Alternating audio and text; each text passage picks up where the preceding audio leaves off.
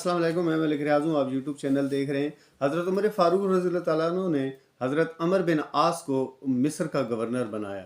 हज़रत अमर बिन आस के एक बेटे ने अपने शहरी से, एक आम लड़के से कहा, एक गरीब से आदमी के बच्चे से कहा कि आओ आपस में घोड़ा दौड़ाते हैं। तो जब उन्होंने आपस में मुकाबलाबाजी के लिए घोड़े को दौड़ाया तो आम आदमी के जो बेटे का घोड़ा था वो जीत गया, अमर बिन आस के बेटे का जो घोड़ा था वो हार गया। तो हज़रत अमर बिन आस के बेटे ने दुरा उठाया और उसको ज़ोर ज़ोर से उसकी पीठ के ऊपर दुरे मारे। तो वो इसी हालत में ना वो बच्चा जो था इसी हालत में अपने बाप के पास चला गया और अपने बाप को पीठ दिखाई और बताया कि मेरा ये हशर अमर बिन आस ने किया है, अमर बिन आस के बेटे ने किया है कि उसने मेरी पीठ पे दुरे मारे हैं क्योंकि मेरा घोड़ा जीत गया था।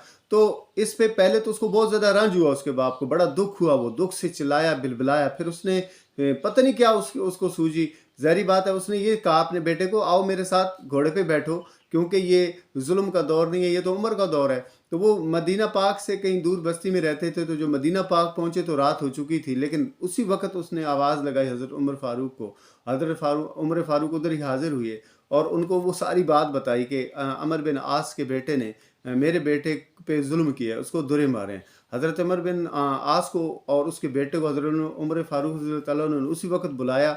जब उसी वक्त बुलाया, सारा किस्सा कहानी बहुत सारे लोगों के सामने जब ये सामने आया तो हज़रत उमर फ़ारूक रज़ियल्लाहु ताला अन्हु ने कहा कि तुम गरीब के बेटे को कहा कि तुम दुरा उठाओ और इसके बाप के सामने इसकी पीठ के ऊपर दुरे मारो, जिस जोर से इसने मारे थे उससे ज़्यादा ज़ोर से मारो। फिर उसने उसी के ज़ोर से जो है ना उस हज़रत अमर बिन आस के बेटे को दुरे मारे।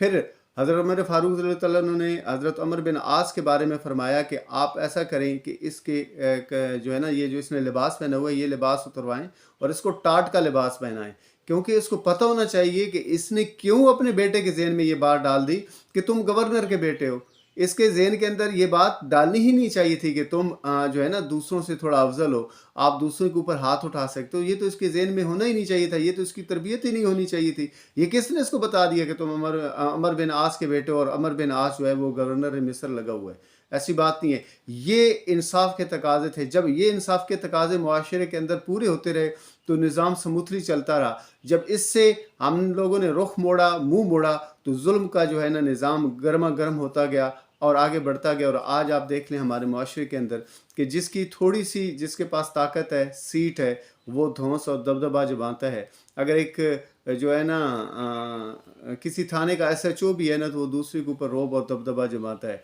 और जब कोई इस तरह के बंदा गुजर रहा होता है तो दूसरे लोग जरा साइड पे हो जाते हैं कि यार ये इसके पास सीट है, इसके पास जो है ना ताकत है, तो जब इसके पास ताकत होगी तो वो हमारी ताकत का गलत इस्तेमाल करेगा। तो ताकत जो आपको दी हुई है वो अल्लाह ताला की अमानत है। जो सीट आपको दी हुई है, जो आपके पास एक इख्तियारात हैं, वो अल्लाह ताला की अमानत है, उसका आपने नाजायज़ इस्तेमाल नहीं करना। इन सारी चीज़ों को अपने ज़हन के अंदर लेके आना चाहिए। हज़ूर नबी मुकर्रम सल्लल्लाहु अलैहि वसल्लम की मोहब्बतों को अपने दिल में जगह दे दीजिए। हज़ूर नबी मुकर्रम सल्लल्लाहु अलैहि वसल्लम की ज़ात पाक पर दुरूद व सलाम का नजराना पेश कर दें। शुक्रिया।